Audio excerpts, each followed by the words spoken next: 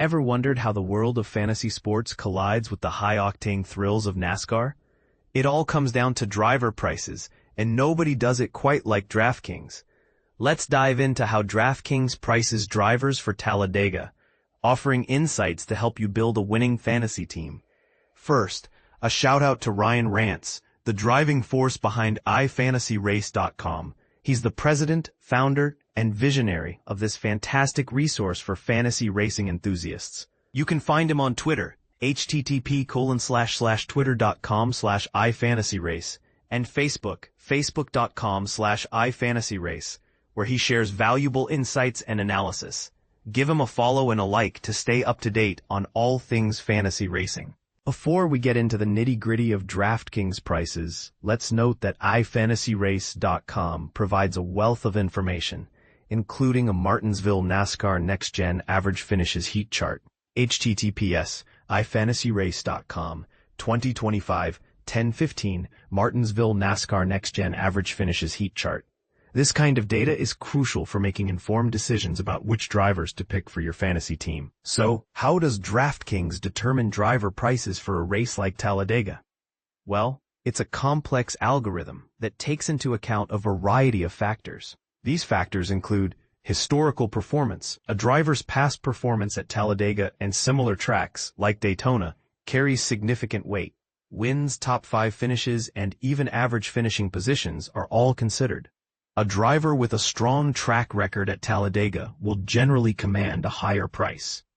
Recent form. It's not just about the past. A driver's recent performance in the current season is also crucial. Are they on a hot streak? Have they been consistently finishing well in recent races? Recent success boosts a driver's price. Starting position. Where a driver starts the race can influence their price. A driver starting near the front has a better chance of leading laps and earning bonus points, thus increasing their value. Track type. Talladega is a superspeedway, known for its unpredictable nature and high potential for wrecks.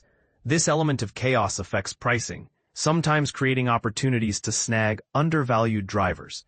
Driver ability on superspeedways. Some drivers are just naturally better at superspeedway racing. They have a knack for drafting, avoiding wrecks, and making the right moves at the end. DraftKings recognizes this and adjusts prices accordingly. Potential for dominance. How likely is a driver to lead a significant number of laps? Drivers who consistently lead laps and contend for wins are priced higher. Risk versus reward. This is where the strategy comes in. A high-priced driver might be a safe bet for a good finish, but they also limit your budget for the rest of your team.